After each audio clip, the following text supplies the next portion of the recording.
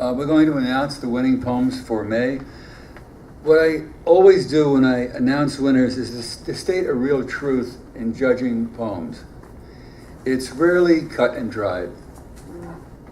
The poems I chose for winners today in no way say the poems I didn't choose were not worthy. It is a simple, in my belief, fact that the same poem I chose today may not have won last month and may not win next month. The same poem.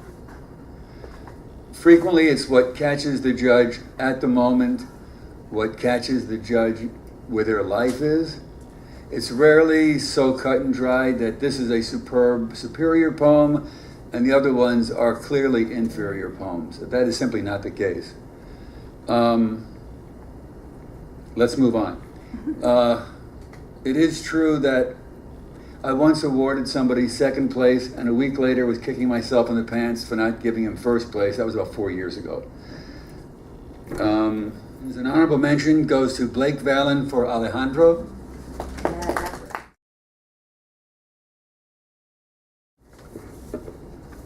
Blake Vallon, honorable mention, free verse, Alejandro.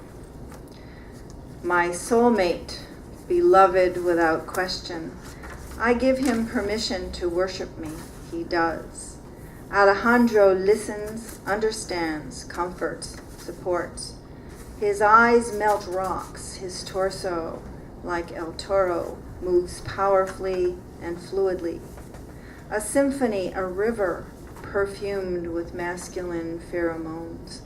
And I swoon when he whispers in my ear. His thick eyelashes brush my lips. His eyes hooded with tempered desire. When he serenades, nightingales weep in shame, and I am in blissful heaven. I am siren to him. His Shalimar, his irresistible song. Alejandro showers surprises upon me for no reason, simply to please, to bathe in my delight. He soothes me with sculpted fingers that tenderly frame my face and lace my hair.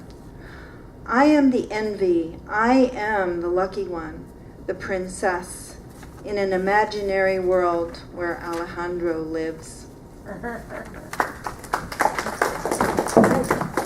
My honorable mention goes to Rosemary von Wald for Diablo.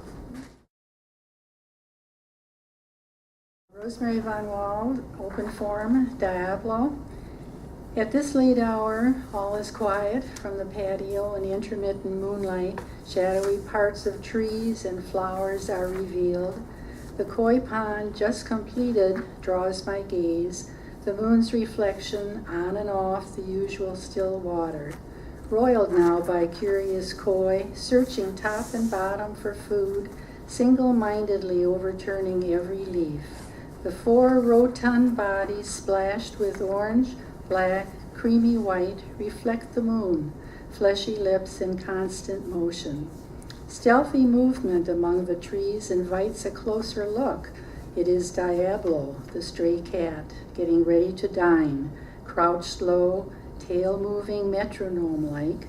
He ignores me and thrown pebbles, only to look up and show the shine of his malevolent eyes. Never moving, Diablo glares, eyes returning to the pond. I hurry down the path to defenseless koi, but he is gone. In dread, I return to my bed to wake in pearly dawn and view the carnage of the night.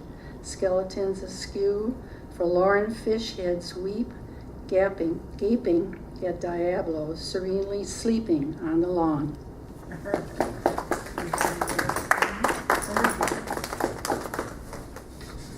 Second prize and a $10 check goes to Riva Dunayev for background.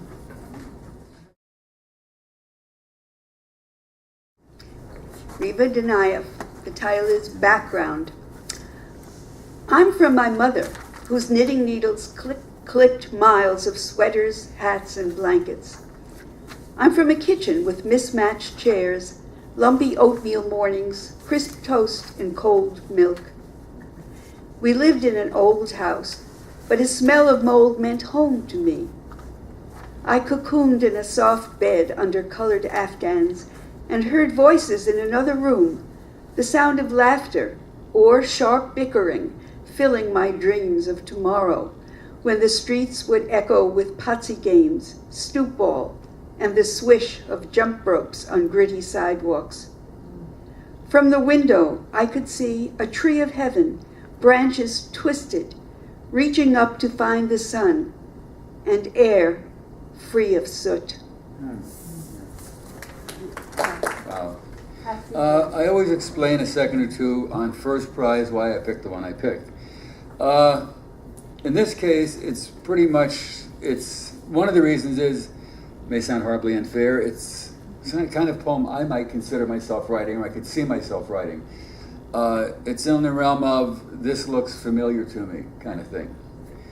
I also believe it's an excellent poem, but I do believe that explanation is open to anyone. So if you were to tell yourself, well, gee, if I were reading this poem with a different judge, I might have stood a better chance of winning, is absolutely true. As I said before, this same poem could have been turned in next week or last week and gotten nothing or a third prize. It's all very in the moment. First prize is awarded to Tanya Alexander for Timeline. Tanya Alexander, I'm reading Timeline. When your mouth pressed mine and you entered me, my body relaxed and released. And after tasting the day in your walk to me on your skin, I understood I wanted the rest of it with you. Adrift on a haze of delicious, a long time coming, I stayed high and unsure, but willing to place more of you under my hands, under your hands.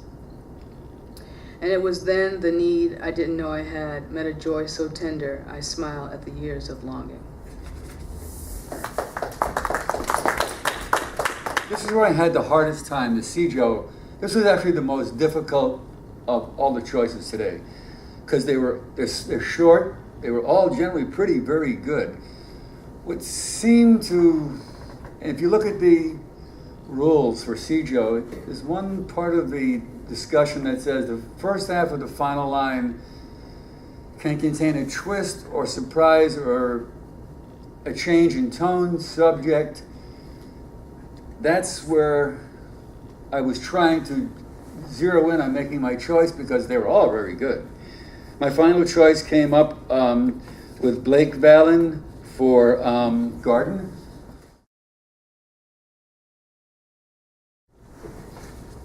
This was the Sijo, the monthly special form poem. Blake Vallon, Garden.